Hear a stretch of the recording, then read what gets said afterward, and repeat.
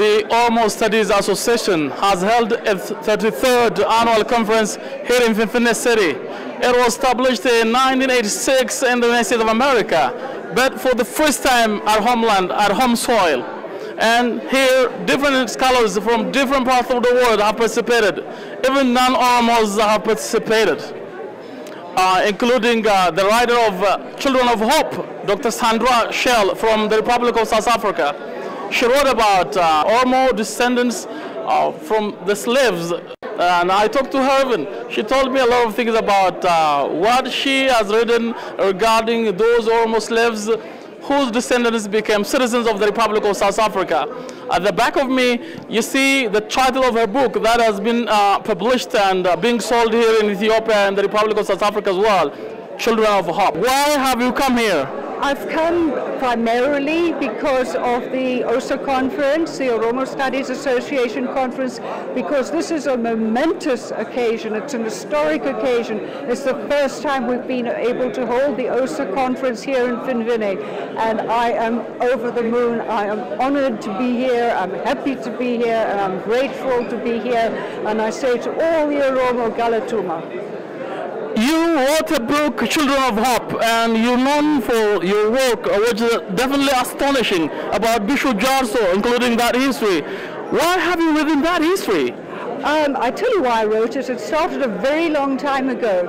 I am by profession an academic research librarian, and I was working at the research institution in the Eastern Cape in South Africa, Rhodes University, and I just started in the 1970s, before you were born, before your mother was born, and I was going through the old card catalogue, you know, before computers, and I saw this whole collection of cards, and excuse me for using this word, but it's what was on the cards, and it was substantial, about this thick of material on the Galla slaves. Excuse me, I know it's pejorative, but that's what was on the cards. They were catalogued more than nearly 60, 70 years ago, and I had no idea who these people were, and so I went to my head librarian and I asked him, and he said, oh, this was a group of children who were enslaved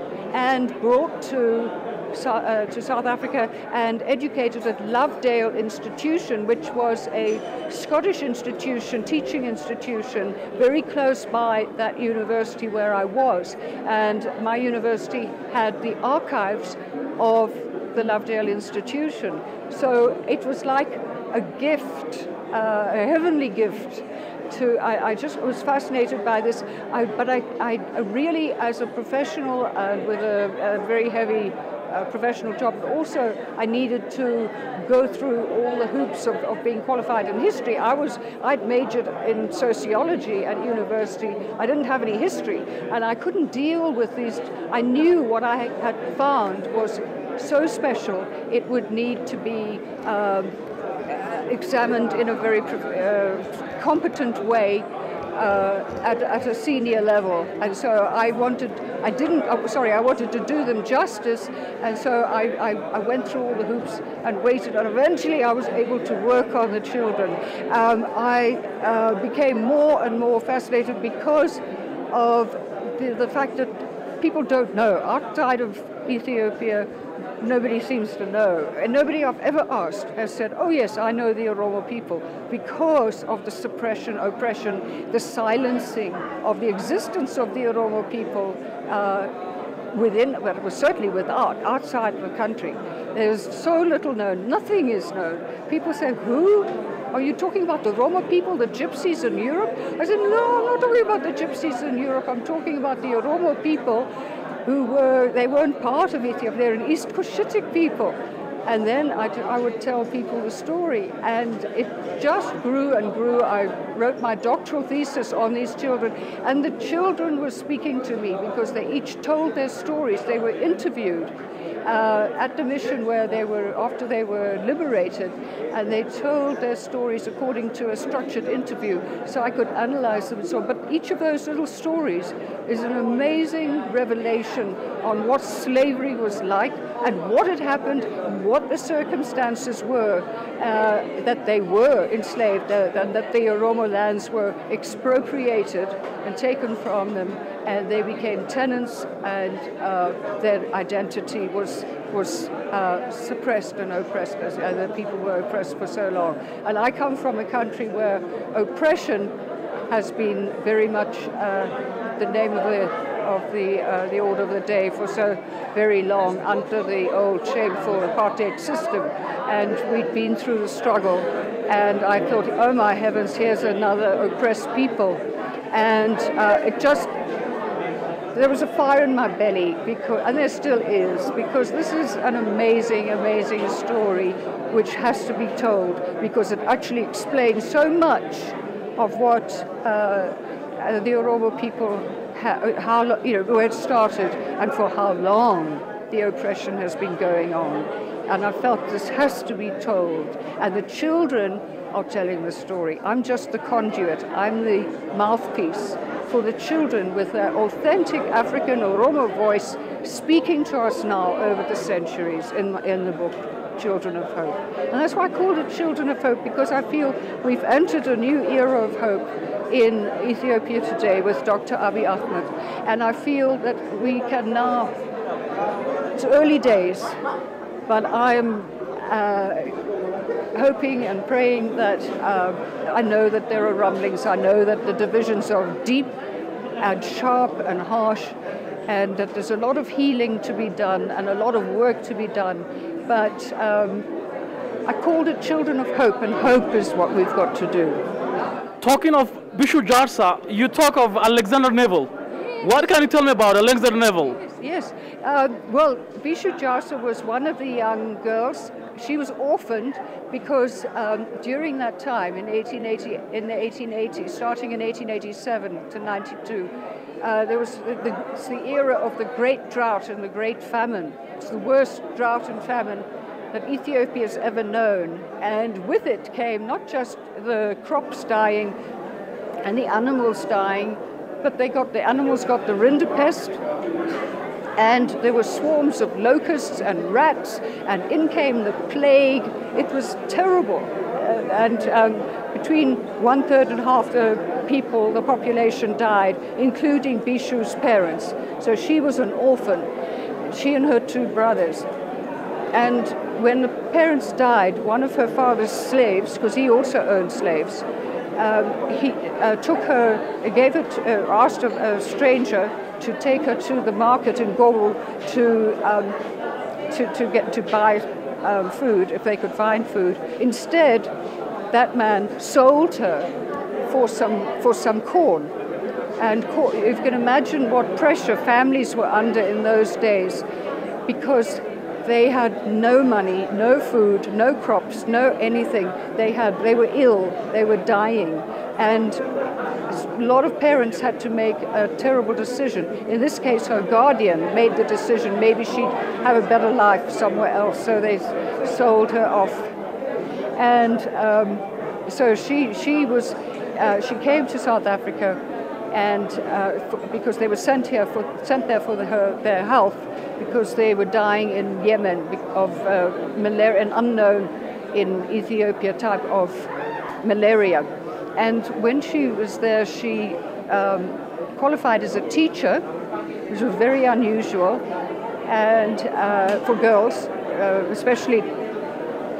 Sorry, I'm speaking about South Africa.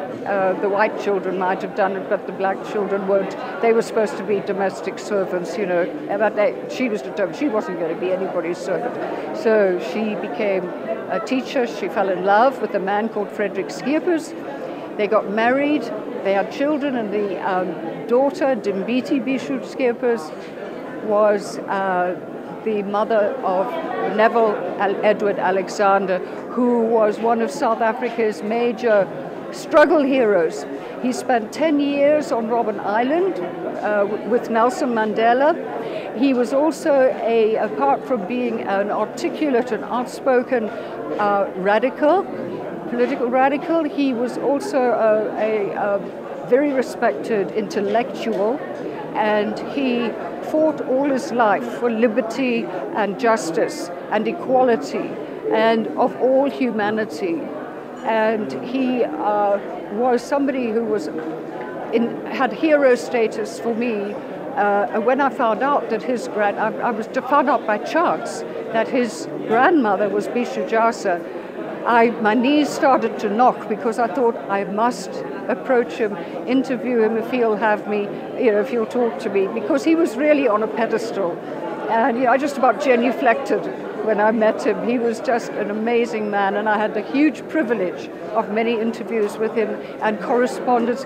He was so amazingly helpful and so encouraging, and I would dearly, dearly have loved him to be there sitting next to my husband when I earned my doctoral degree and was capped, but sadly he died 10 months earlier.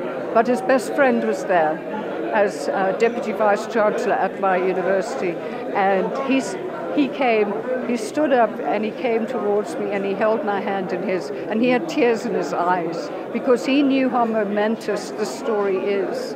And it's momentous in South Africa, but it's huge actually here, because this fills in the gap.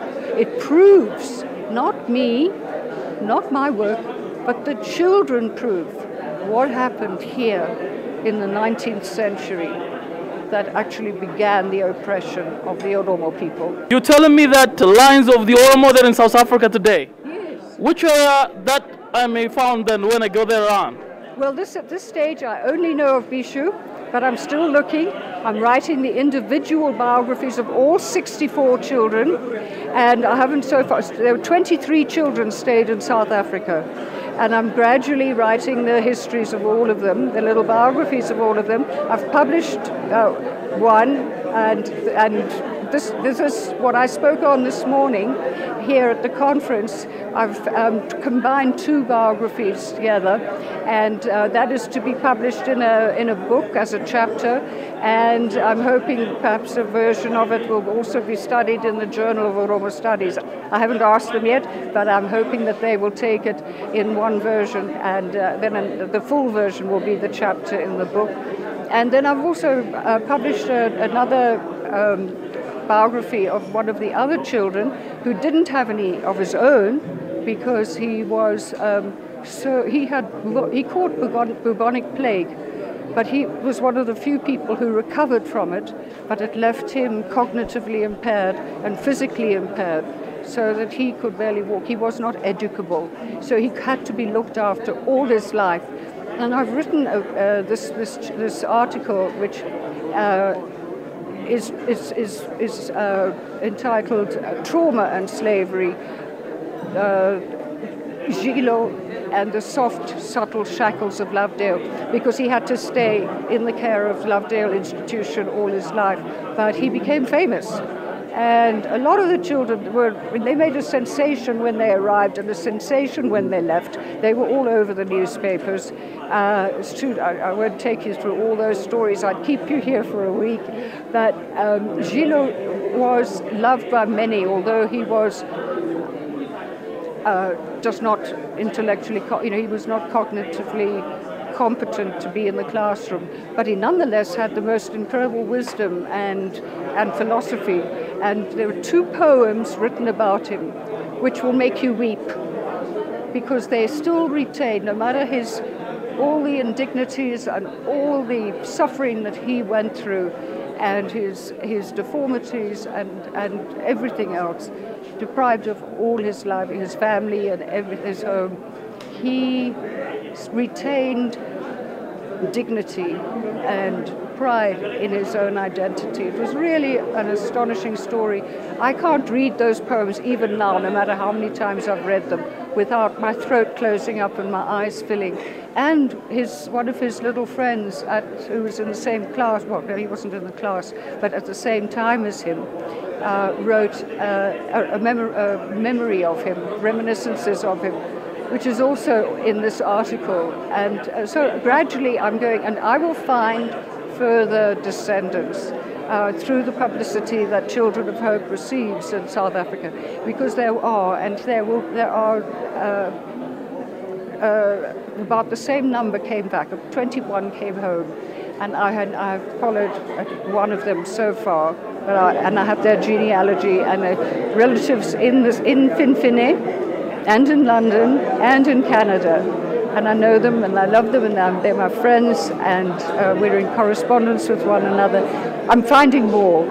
I'm writing more. It's not over yet. The fire in the belly is blazing, and I'm going to carry on for as long as God allows me to stay on this planet.